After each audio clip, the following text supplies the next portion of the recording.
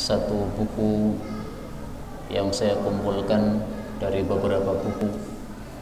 Saya berikan judul Fiqhus Siyam, fikih puasa alal madzahibil khamsah, berdasarkan 5 mazhab.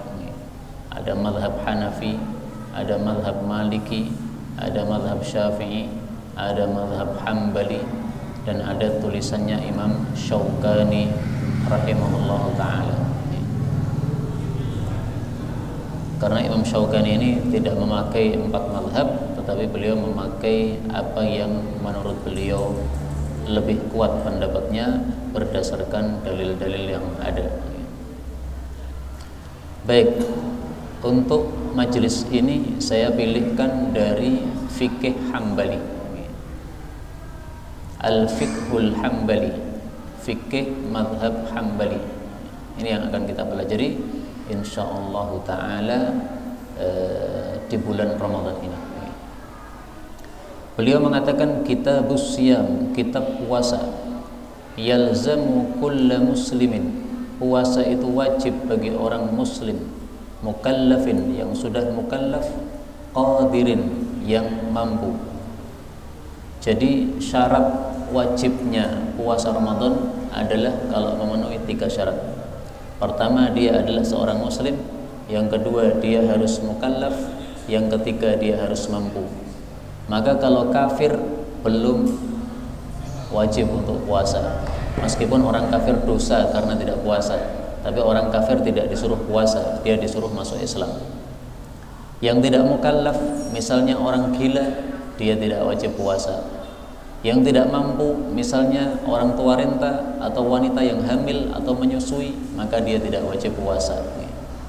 Wajibnya dengan apa? Biru'yatil hilali, dengan melihat hilal, walau min adlin, meskipun dari satu orang saja yang adil, yaitu yang tidak fasik.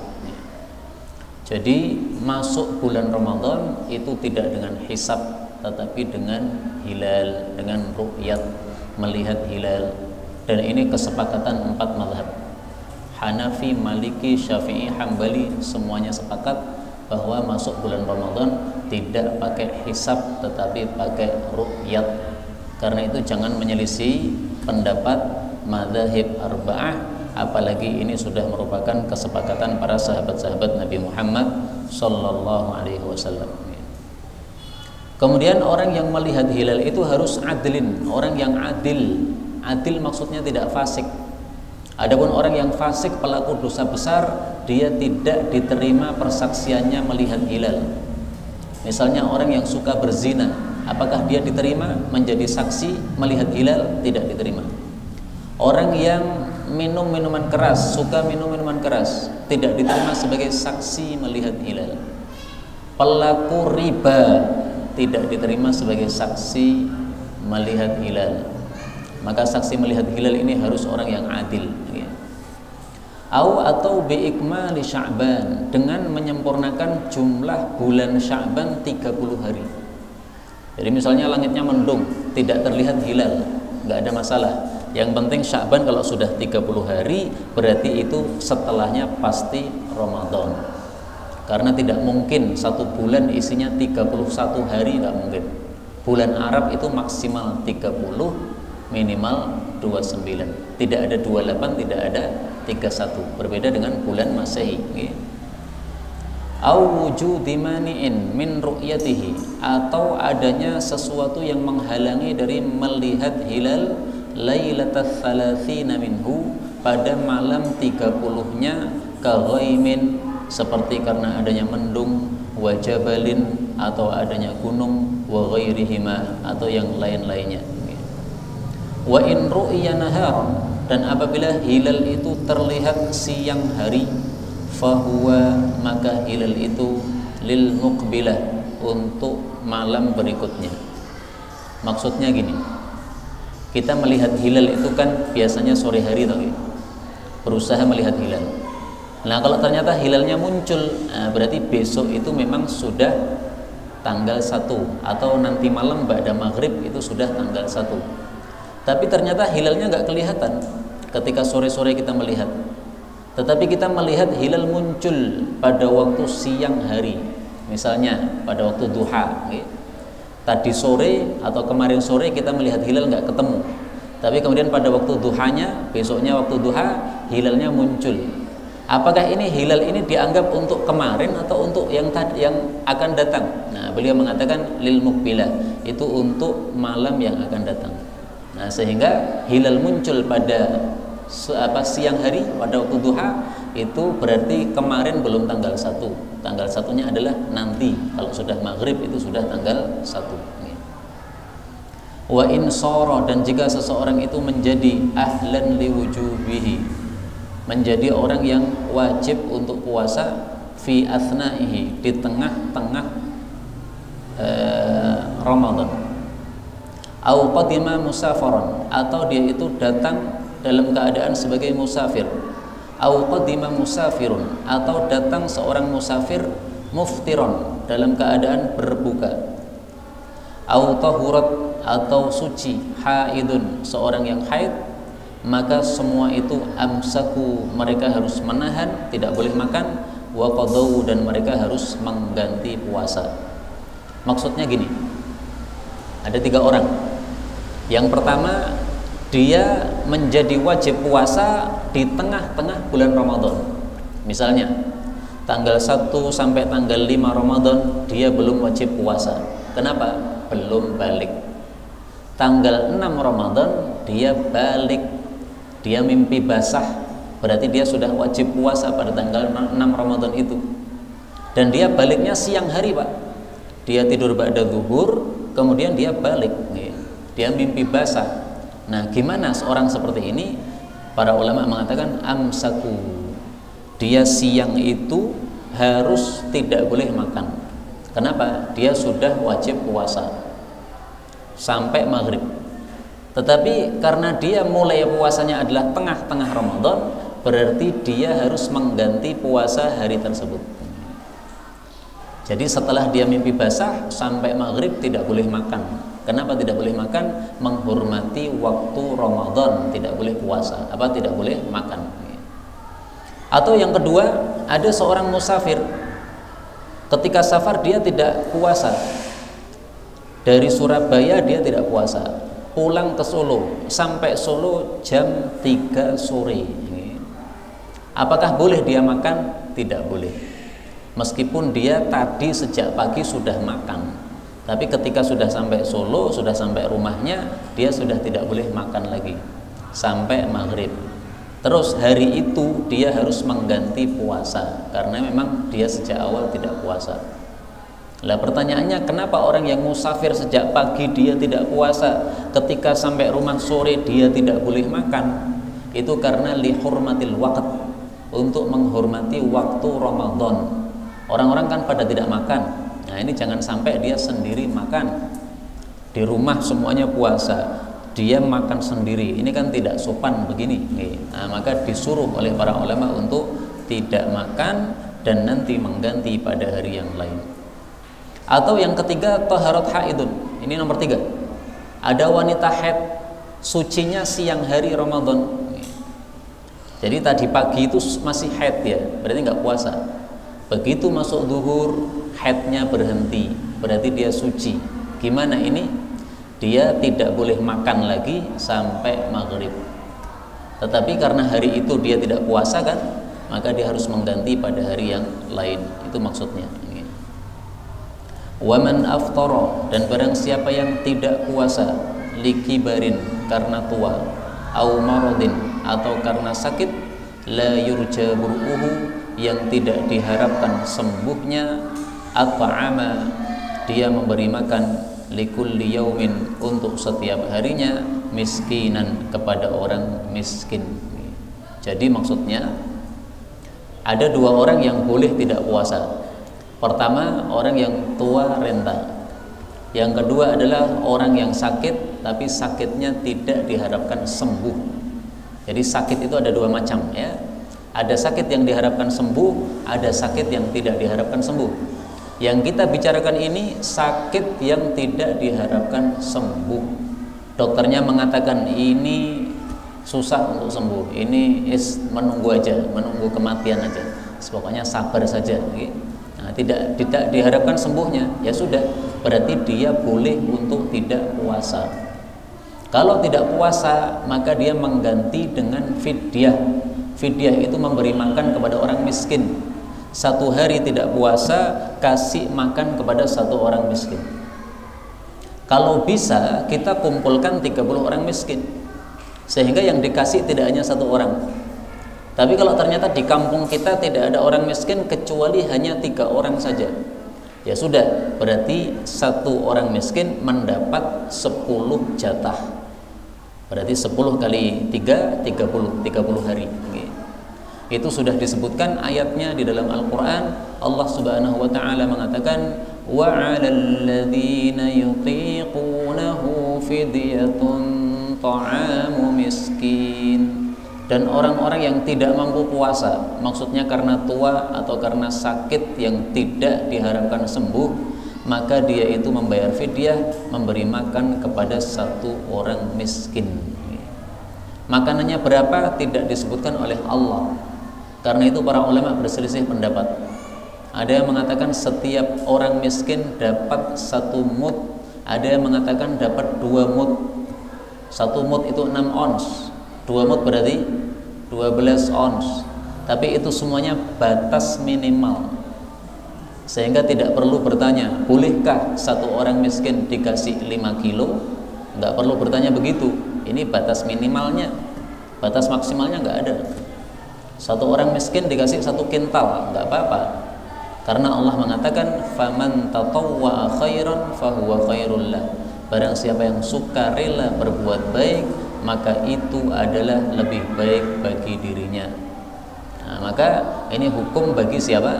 Orang yang tua maupun orang yang sakit yang tidak diharapkan sembuhnya. Kenapa orang yang sakit yang tidak diharapkan sembuhnya hukumnya disamakan dengan orang tua? Karena ada kemiripan. Orang tua itu ditunggu semakin lama semakin tua, jadi tidak mungkin dia balik muda. Nah, orang yang sakit yang tidak diharapkan sembuhnya juga begitu. Mau ditunggu berapapun, nggak sembuh dia, maka hukumnya sudah disamakan dengan orang yang tua tadi, tidak bakal kembali muda lagi. Tetapi kalau orang sakit diharapkan sembuh, maka hukumnya berbeda. Dia tidak boleh bayar fidyah, dia hanya boleh berbuka, setelah itu mengganti pada hari yang lain. Sama dengan ibu-ibu yang hamil, ibu-ibu yang menyusui. Hamil sama menyusui itu kan masanya terbatas kan. Kalau sudah selesai masanya kan normal lagi. Nah, maka ibu-ibu hamil dan menyusui itu hukumnya sama dengan orang sakit. Dia tidak bayar fidyah, dia mengganti di hari yang lain. Kecuali kalau ada seorang ibu-ibu yang siklus hidupnya itu hamil nyusui, hamil nyusui, hamil nyusui, orang mandek-mandek. Seperti kemarin saya kedatangan tamu, teman saya, ditanya oleh istri saya, anaknya sudah berapa Bu? Anak saya 12. Saya melahirkan anak setiap tahun sekali, maka nggak pernah istirahat orang kayak gini. Nah, orang kayak gini tidak usah mengqadha kalau memang tidak mampu. Sudahlah, bayar fidyah nggak apa-apa. Kenapa? Pada bulan Ramadan dia hamil, setelah itu setelah Ramadan dia menyusui sampai setahun ke depan. Mau ganti gimana? Nggak bisa, nggak kuat. Kecuali kalau bisa kuat, ada sebagian ibu-ibu kuat sambil menyusui sambil puasa, sambil hamil sambil puasa. Nah, kalau kuat dia tetap wajib. Sama dengan orang sakit gigi, kuat nggak puasa? Kuat, berarti dia tetap wajib puasa. Yang tidak wajib puasa adalah orang yang sakit yang dengan sebab sakitnya dia tidak kuat puasa. Misalnya sakit yang menyebabkan dia menggigil, kedinginan sekali, dia wajib makan supaya badannya jadi hangat, supaya tidak menggigil misalnya. Nah, seperti itu dia boleh untuk tidak puasa.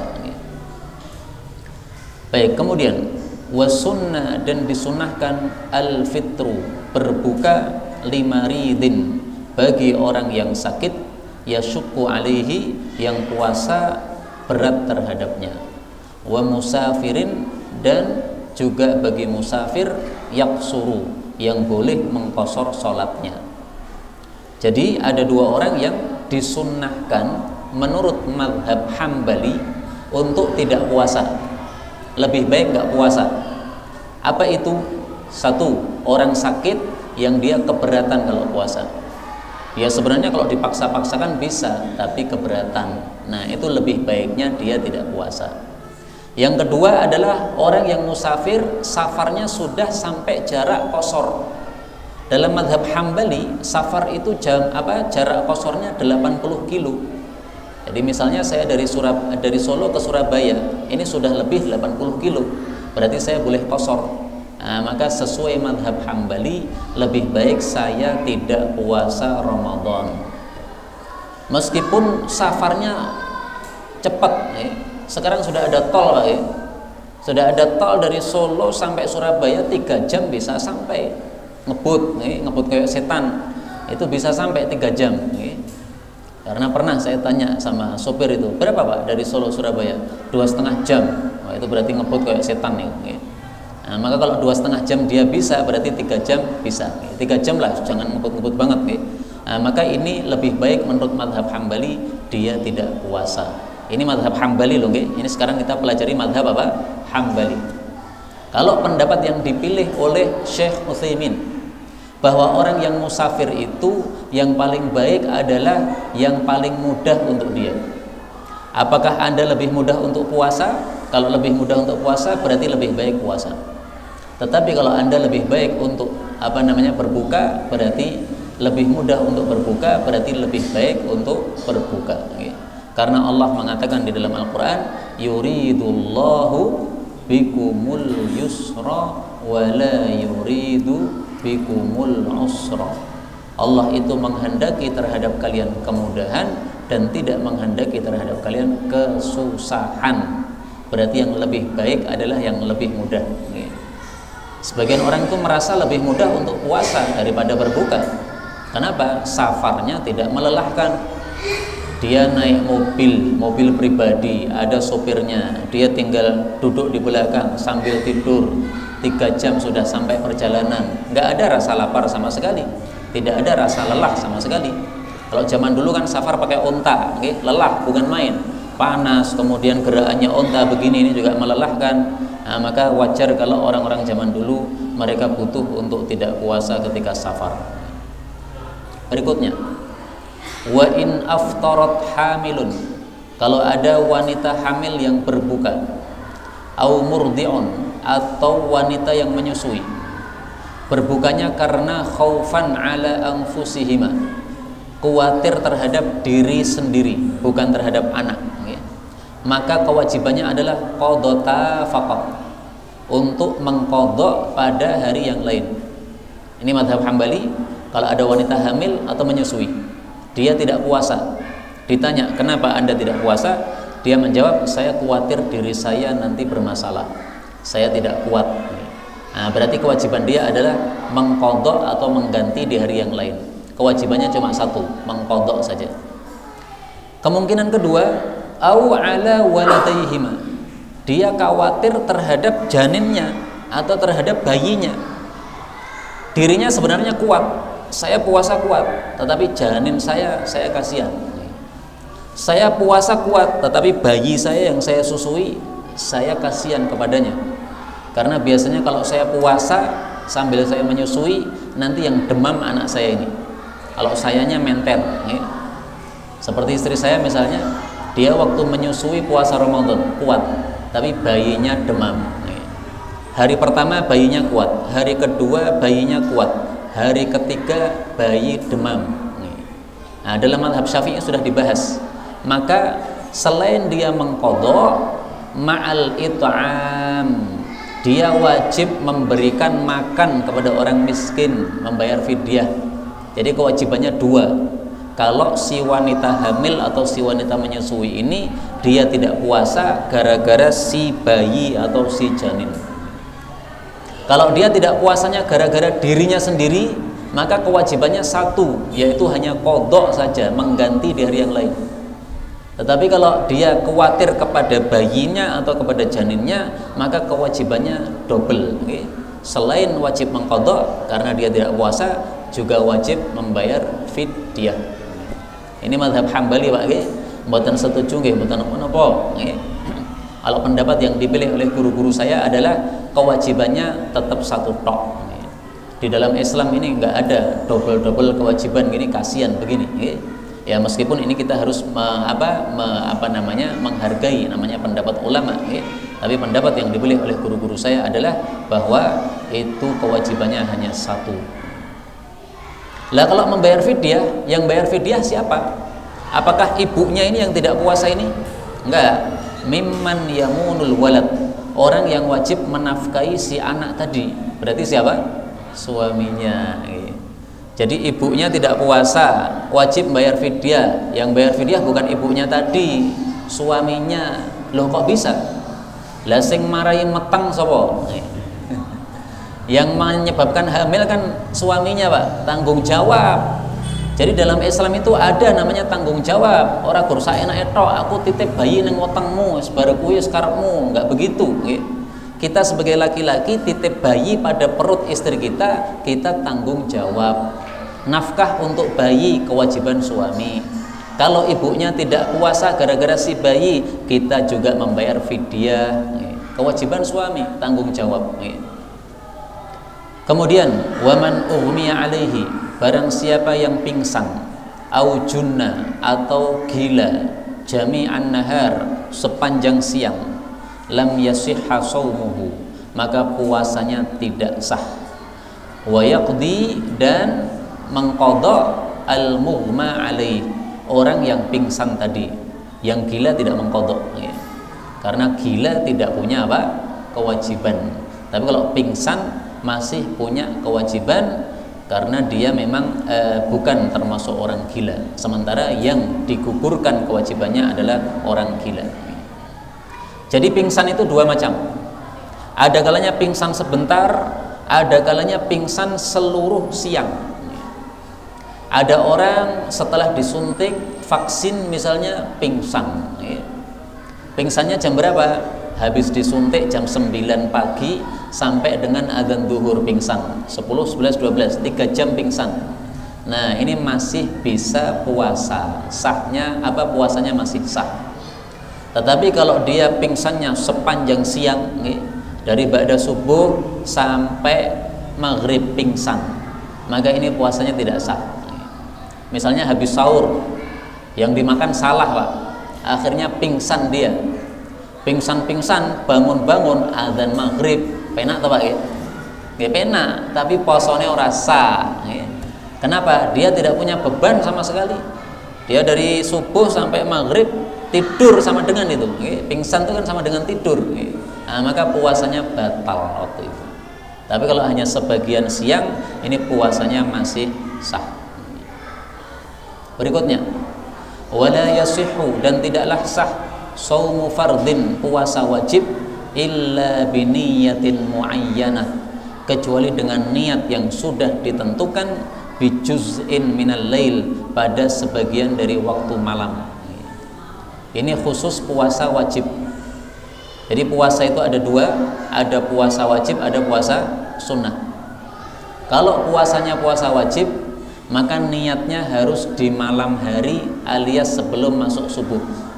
Tapi kalau puasanya puasa sunnah, maka niatnya boleh di pagi hari. Misalnya seperti Nabi SAW kadang-kadang pengen makan pagi, tanya sama istrinya, ada makanan enggak? Dijawab enggak ada. Maka beliau mengatakan, ya wis, kalau begitu saya puasa saja. Padahal beliau ngomongnya itu jam 8 pagi. Enggak apa-apa. Yang penting dari subuh sampai jam 8 itu belum makan. Tapi kalau habis subuh sudah ngopi, kemudian nanti jam 8 tanya ada nasi enggak, dijawab enggak ada, saya tak puasa, enggak sah, karena sudah kebacut ngopi. Karena itu kalau mau pengen niat puasa pagi itu ngopinya sebelum subuh saja. Bangun tahajud toh nggih, nyetek ke kompor buat kopi, ngopi, enak toh nggih. Nanti habis subuh jangan ngopi lagi. Jam 8 cari nasi, enggak ada nasi, silahkan niat puasa masih sah.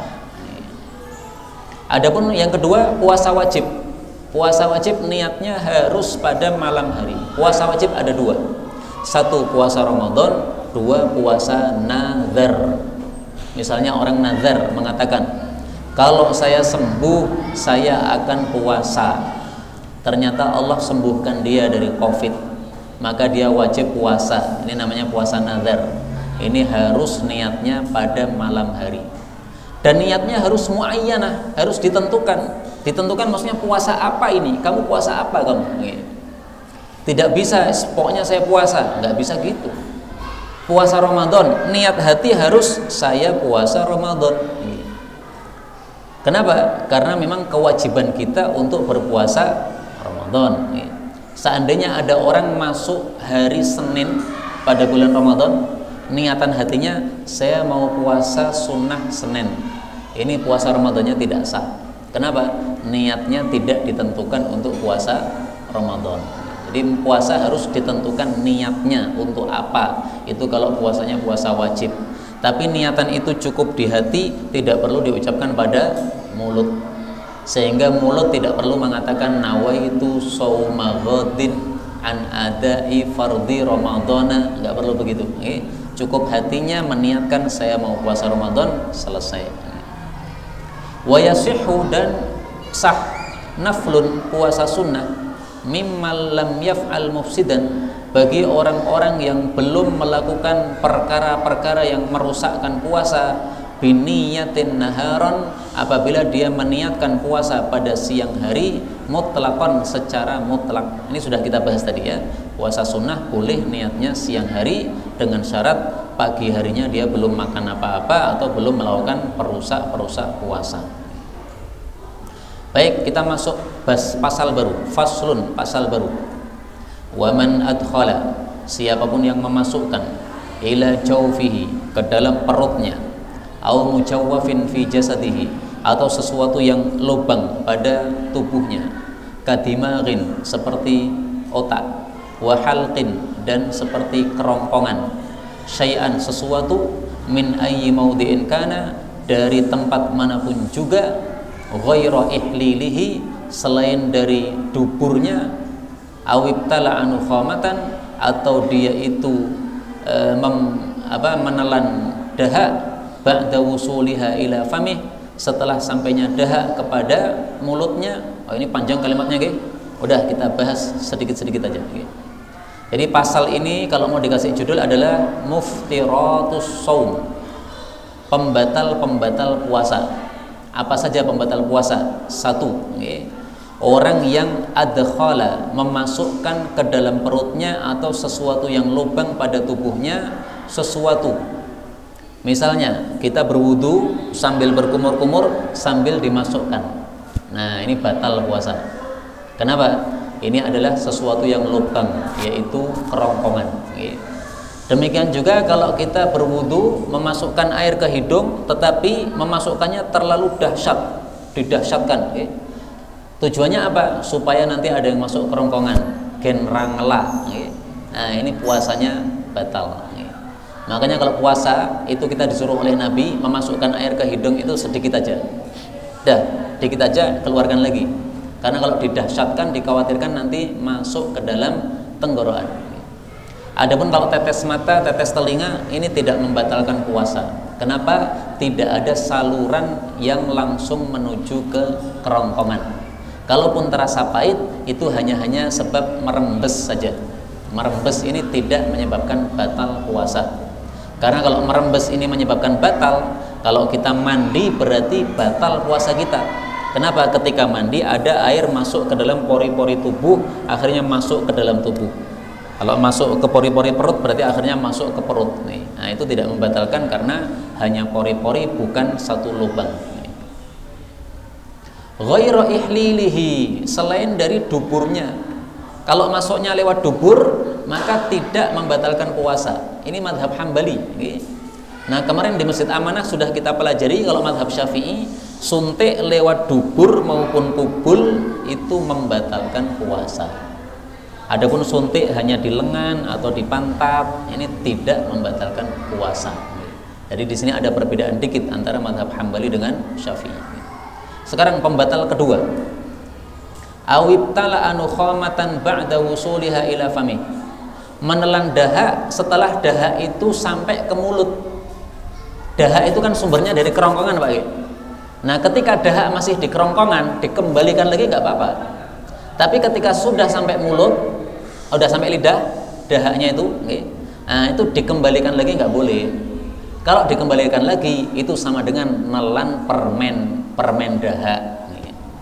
Karena kan bentuknya sudah jendel kayak permen, toh, nggih. Nah, sudah ada di mulut, itu sama dengan ada permen di mulut, panjenengan telan, nggak boleh. Kalau sudah terlanjur ke mulut harus dikeluarkan. Tapi kalau masih di sumbernya sini, di kerongkongan, ini kembalikan nggak apa-apa. Sama dengan apa? Sama dengan ludah. Ludah itu tempatnya mulut. Selama ludah masih di mulut, itu ditelan nggak apa-apa. Jadi seperti sekarang ini saya ngomong, ini kan keluar ludah nih. Ini sambil saya telan. Karena kalau saya harus meludah terus nih, perlu disiapkan banyak tempat ini. Nah, maka saya telan nggak apa-apa. Yang tidak boleh adalah kalau ludah sudah keluar dari tempatnya kemudian dikembalikan lagi, ini yang nggak boleh. Misalnya kita siapkan gelas, kita meludah sampai segelas nih. Nah, kalau udah segelas ini nanti pas zuhur kita minum bismillah, gelek, ini puasanya batal. Tapi selama masih dalam mulut maka ludah ini ditelan tidak batal. Nomor 3, awis taqa'a faqa'a, atau seseorang itu berusaha muntah ternyata betul-betul muntah, ini puasanya batal. Tetapi kalau muntahnya tanpa disengaja nggak apa-apa. Dia melihat misalnya ada orang jatuh kemudian keluar darah yang sangat banyak, melihat darah yang sangat banyak dia muntah, ini tidak membatalkan puasa. Tapi kalau disengaja muntah itu yang membatalkan puasa. Yang keempat, awistamna, atau dia istimna. Istimna itu masturbasi. Au basyara dunal farji, atau dia itu menyentuh istrinya yang bukan farjinya. Jadi menyentuh tangannya atau menyentuh apalah. Fa'amna, lalu dia keluar mani. Au amdha, atau keluar madhi, batal puasanya. Karena itu bagi para suami yang cepat keluar madhi, jangan menyentuh istri pada siang Ramadan, nanti puasanya batal. Keluar mani, keluar madhi, batal. Boleh mani, boleh madhi. Bedanya apa sih? Kalau mani, ketika mani sudah keluar, syahwat sudah habis, entek. Tapi kalau madhi, keluar madhi, syahwat masih dahsyat. Jadi madhi itu adalah keluarnya di awal-awal hubungan. Begitu sudah akhir, nah itu mani yang keluar. Nah, maka manusia dalam hal ini dibagi dua oleh para ulama. Orang yang bisa menahan syahwat dan orang yang tidak bisa menahan syahwat. Orang yang bisa menahan syahwat, mencium istrinya pada siang Ramadan, nggak apa-apa. Seperti Nabi SAW, beliau cium istrinya aman, tidak akan keluar mani, tidak akan keluar madhi, nggak apa-apa. Orang yang tidak aman, ketika mencium istrinya kemudian tiba-tiba keluar madhi atau keluar mani, tidak boleh cium istri. Kalau saya nggak ngerti apakah saya itu kalau cium akan keluar mani atau keluar madhi, tapi saya berhati-hati, mending daripada apa keluar. Maka kalau pas siang hari saya tidur, tiba-tiba istri ikut tidur, saya ngalih minggir. Soalnya depet-depet terasa penak, nanti kalau keluar keluar malah batal. Maka dikasih singget aja ya, kasih apa namanya guling atau apa supaya tidak terjadi sesuatu yang membatalkan puasa. Karena kalau kita tidur berjejer ini, bersentuhan kulit, nah ini termasuk di sini basyara, bersentuhan kulit. Kemudian keluar mani, keluar madhi, batal puasanya. Yang keenam, pembatal puasa yang keenam, au karraron nadhara, atau dia melihat istrinya berulang-ulang, fa'amna, akhirnya keluar mani, batal puasa. Jadi kalau hanya melihat sekali keluar mani nggak batal. Kenapa? Karena manusia itu kalau masuk rumahnya pasti lihat istrinya. Tapi kalau melihat kemudian wah menarik, lihat lagi, menarik, lihat lagi, terus didelok terus. Atau mungkin tidak berkali-kali gini, tapi sekali tapi suwi, wah sip tenan. Nah itu kemudian keluar mani, batal. Karena itu jangan apa, pokoknya jangan sing pikirannya kotor-kotor lah, jangan sing rusuh-rusuh. Rusuh-rusuh itu nanti nunggu malam hari. Kalau mau rusuh-rusuh sama istri itu apa? Nunggu malam hari. Bahkan omongan mesum sama istri siang hari nggak boleh. Kalau mau omongan mesum sama istri itu nanti nunggu pas buka puasa. Pas adzan maghrib langsung ke kamar, nggak apa-apa. Sebagaimana Sayyidina Ibnu Umar adzan maghrib langsung ke kamar. Kalau kita adzan maghrib kan langsung kormot apa ya? Karena orang Indonesia biasanya luwe-luwe. Kalau orang Arab kan kuat-kuat, adzan maghrib masih kuat. Nah, adzan maghrib langsung ke kamar. Masya Allah. Nomor 7, au nawal iftar, atau dia sudah niatan untuk membatalkan puasa, itu langsung batal puasanya. Misalnya kita sedang safar, melihat es, wah es enak ini. Kebetulan saya safar, berarti saya boleh untuk tidak puasa. Maka saya sudah niatan, wah tuku es saya batal kayak posone ini. Ternyata setelah kita mampir di es tadi, dompetnya carry, wah rasido tuku nih. Posomu is batal. Kenapa? Sudah engkau niatkan. Karena itu kalau niatan itu jangan niatan batal, niatan saja untuk beli aja. Sudah saya niatan beli. Kalau ini memang jadi saya minum, kalau nggak jadi nggak saya minum. Nah, setelah beli kemudian boleh diminum karena sedang musafir, boleh untuk tidak puasa, tapi boleh juga hanya beli kemudian disiapkan untuk nanti buka puasa juga nggak apa-apa. Yang kedelapan, au hajama awih tajama amidan mukhtaron, atau membekam atau dibekam dengan sengaja dan itu atas kehendak diri sendiri, dzakiron li shaumihi, padahal dia ingat sedang puasa, maka aftara, maka dia batal puasanya. Ini khusus nomor 8 saya kasih tanda karena nomor 8 ini menyelisihi mayoritas para ulama. 4 madhab yang mengatakan bahwasanya bekam membatalkan puasa itu hanya madhab Hambali, madhab Syafi'i, madhab Maliki, madhab Hanafi, semuanya mengatakan tidak batal. Yang benar adalah tidak batal. Kenapa? Karena Nabi bersabda orang yang bekam itu batal puasanya itu hanya dulu di awal-awal Islam.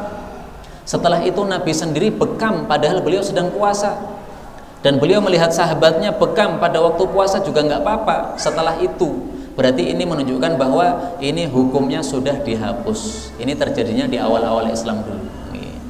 Maka nomor 8 ini saya kasih tanda karena menyelisih pendapat mayoritas para ulama. Beliau mengatakan la, tidak batal infakkara fa'anzal. Kalau seorang suami berpikir tentang istri kemudian keluar mani, nah, kalau ini tidak batal. Jadi misalnya siang-siang kita tidur di tempat tidur kita, istri kita sedang di luar rumah, nah, kita teringat istri kemudian memikir, setelah itu kemudian keluar mani, ini tidak batal. Kenapa? Tidak ada aksi, yang aksi hanya di dalam pikiran, tangannya tidak beraksi apa-apa, tidak menyentuh, tidak mencium dan sebagainya, nah, maka tidak membatalkan puasa. Atau ini yang ke-9, pembatal ke-9. Dakhala ma'u matmadatin, air berkumur-kumur masuk. Aw istinsyaqin, atau air istinsyak masuk. Masuk kemana? Halqahu, ke apa namanya? Ke tenggorokannya. Oh sebentar, ini bukan pembatal, ini malah yang tidak membatalkan. Atau yang tidak membatalkan puasa adalah dakhala ma'u matmadatin, berkumur-kumur airnya masuk. Aw istinsyakin, memasukkan air ke hidung, airnya masuk halqahu, ke dalam tenggorokannya, maksudnya tanpa sengaja. Ini tidak membatalkan puasa. Kita berwudu kemudian kita sudah berhati-hati ternyata masuk, maka di sini kalimatnya itu dakhala, Pak, masuk, bukan memasukkan. Kalau memasukkan batal puasanya, sambil wudu sambil memasukkan ke kerongkongan, jelas batal. Tapi kalau masuk artinya tidak sengaja, ini tidak membatalkan puasa. Walau balagha aw zada ala thalathin, meskipun berkumur-kumurnya dahsyat, meskipun berkumur-kumurnya lebih dari 3 kali, tidak membatalkan puasa. Ini madhab Hambali. Kenapa beliau mengatakan begini? Karena orang yang puasa itu sebenarnya oleh Nabi disuruh supaya berkumur-kumurnya tidak dahsyat, supaya dia memasukkan air ke hidungnya tidak dahsyat. Wa baligh fil istinsyaqi, dahsyatkan ketika masukkan air ke hidung, illa an takuna shaiman, kecuali kalau sedang puasa. Maka kalau sedang puasa memasukkannya jangan dahsyat-dahsyat, masukkannya biasa aja. Jadi sudah dilarang Nabi ya, kalau sedang puasa jangan dahsyatkan masukkan. Tapi ternyata dia nekat mendahsyatkan, akhirnya air masuk. Gimana ini? Menurut mazhab Hambali tidak batal puasanya. Okay. Tapi sebaiknya kita berhati-hati. Okay. Sebaiknya apa? Kita berhati-hati, kita mentaati Nabi Muhammad SAW. Kalau kita berkumur-kumur sedang puasa, jangan dahsyat-dahsyat. Kalau kita memasukkan air ke hidung ketika sedang puasa, jangan dahsyat-dahsyat. Kenapa? Itu perintah Nabi Muhammad sallallahu alaihi wasallam, dan kita disuruh oleh Allah Subhanahu wa taala untuk taat kepada Nabiyuna Muhammadun sallallahu alaihi wasallam, sebagaimana Allah mengatakan dalam Al-Qur'an, "Qul in kuntum tuhibbunallaha fattabi'uni yuhibbukumullahu wa yaghfir lakum dzunubakum wallahu ghafurur rahim." Katakanlah, jika kalian itu mencintai Allah, maka ikuti saya, ikuti Nabi Muhammad sallallahu alaihi wasallam. Niscaya Allah akan mencintai kalian dan mengampuni dosa-dosa kalian. Allah itu Maha Pengampun, Maha Penyayang. Maka kita disuruh mengikuti Nabi. Nabi melarang kita mendahsyatkan berkumur-kumur, jangan dahsyat-dahsyat. Nabi melarang kita mendahsyatkan memasukkan air ke dalam hidung, jangan dahsyat-dahsyat, karena untuk menjaga keselamatan puasa kita. Inilah yang dapat kita bicarakan pada sore hari ini, benarnya dari Allah Ta'ala, dan apabila ada salahnya fa astaghfirullahal azim li wa lakum. Sisa waktu kalau ada tanya jawab dipersilahkan.